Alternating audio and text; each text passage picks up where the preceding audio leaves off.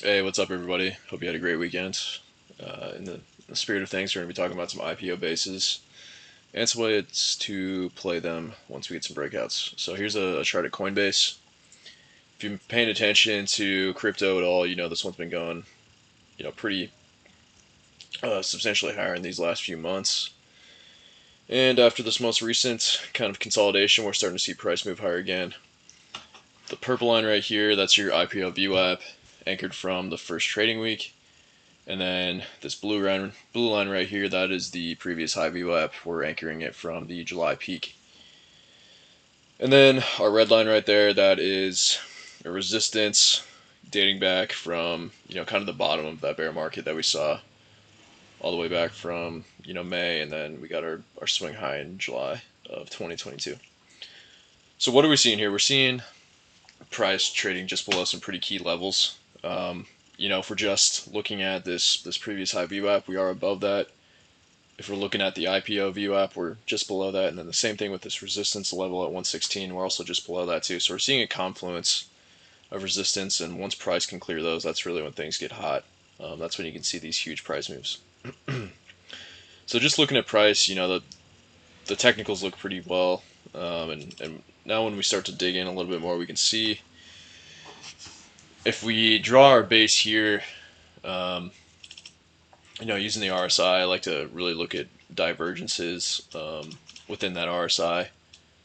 So just drawing an uptrend line here from our low back in June of 22, and then we made a lower low back in January of 23. This is kind of a double bottom pattern right here with a little flush out. But what we didn't see in the RSI was a convergence of that lower low.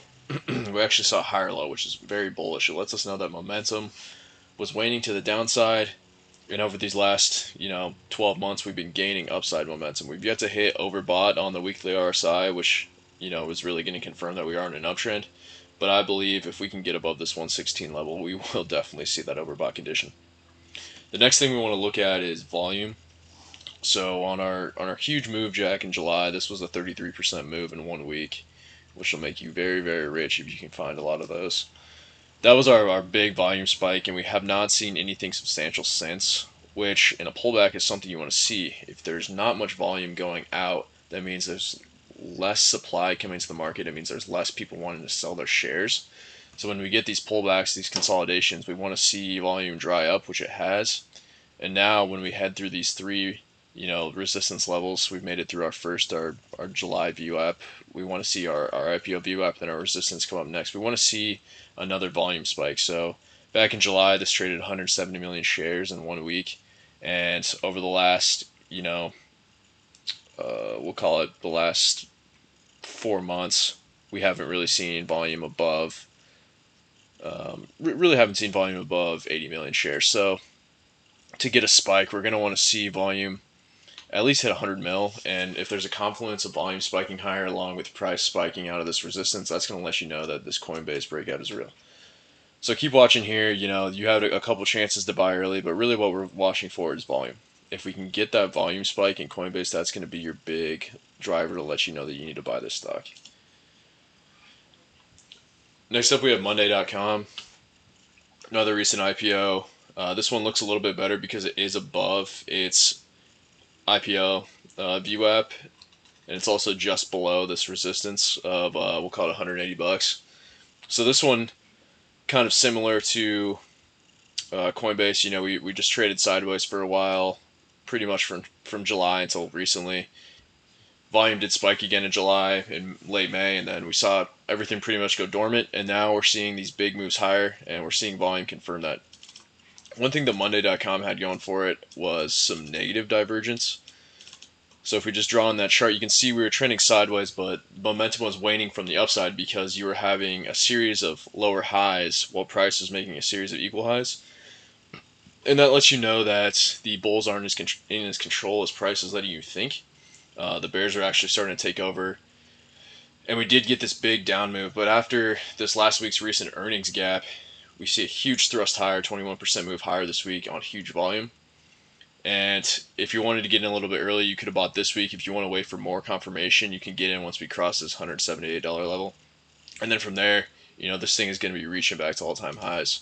If we can get above this 178 level, we're easily going to be moving back to all-time highs, which is 134% move higher.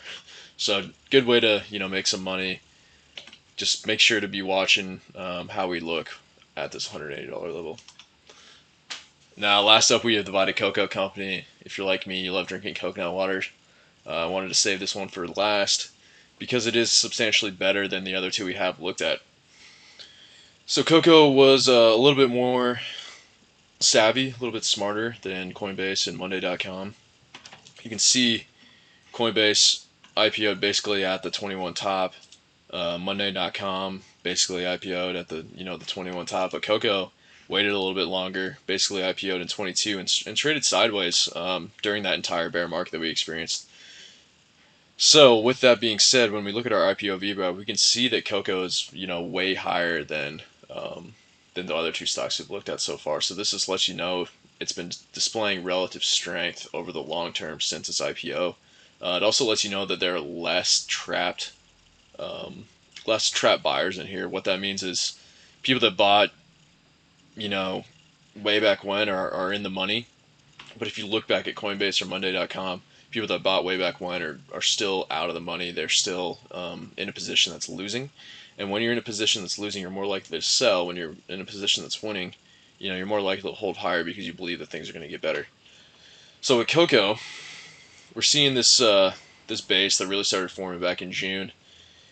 And what we're looking for now is just a thrust above this $30 level. If we can get a big move higher on high volume, if we can get a move higher on high volume above this $30 level, that's going to be very bullish, and it's going to be a good reason to get into this stock. So if you get any questions, feel free to put them in the chat, and thanks for watching.